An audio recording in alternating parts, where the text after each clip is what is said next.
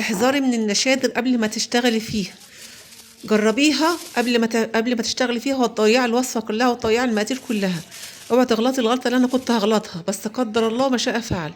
الحمد لله انا جت على قد كده. شوفوا الفيديو وقولي رايكم في الكومنتات. بص، عايزه اقول لكم على حاجه تخلوا بالكم منها. احذروا بقى، لان انا بص بعد ما ضربت البيض والسمنه والسكر هنا اهو، جيت احط النشادر زي ما قلت لكم. كلنا عارفين النشادر بتتحط على اللبن بيفور. حطيت النشادر ولا بيفور ولا حاجه، عماله اقلب ولا ليه ريحه. في الاخر اتضح. خلاني طخيت مشوار دلوقتي عشان اشتري نشادر تانية اهي. نزلت اشتريت نشادر تانية اهي، وشميتها عند الراجل قبل ما اتحرك.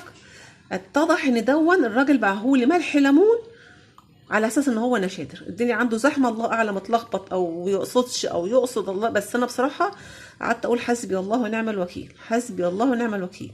خلي بالكم وتغلطوا الغلطه دي. الحمد لله انا جت على كوبايه لبن هتترمي مفيش مشكله. هبتدي احط هنا النشادر ديت وكوبايه لبن تانية. فخلي بالكم احذروا اللي تقعوا في الغلطه بتاعتي دي. لو كنت حطيت بقى كميه اللبن دي وانا معرفش وحطيتها، كان الخليط كله كان باظ. الحمد لله انا جت على قد كده. زي ما قلت لكم، ادي اللبن اللي باظ مني. بص حتى لونه عامل ازاي. اكيد ده نشادر بايظ، بس هو مش نشادر، مفيش ريحه نشادر خالص. ده ملح ليمون، لان الاتنين شبه بعض والدهون على اساس ان هو نشادر. هيترمي على جنب. وادي عندي بوله تانية، وعندي نص كوبايه الا ربع لبن هفضيها، وهحط عليها النشادر دي ونشوف الدنيا عامله ازاي. تمام. هحط النشادر ونشوف الدنيا هتبقى عامله ازاي. انا شميت دلوقتي ده ريحه النشادر. الثانيه انا ما شميتش. الكيس وقع من اللخبطه اللي انا فيها. الكيس صاحي. بصوا شايفين فارت ازاي؟ شايفين؟ هقلب هقلب هقلب.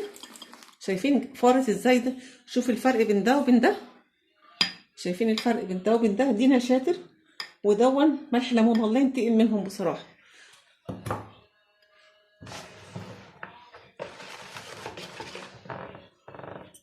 شايفين فرت لحد فين؟ هننزل بيه الخليط كله.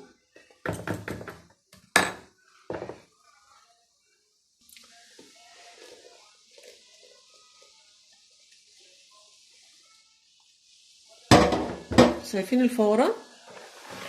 قلب قلب قلب قلب.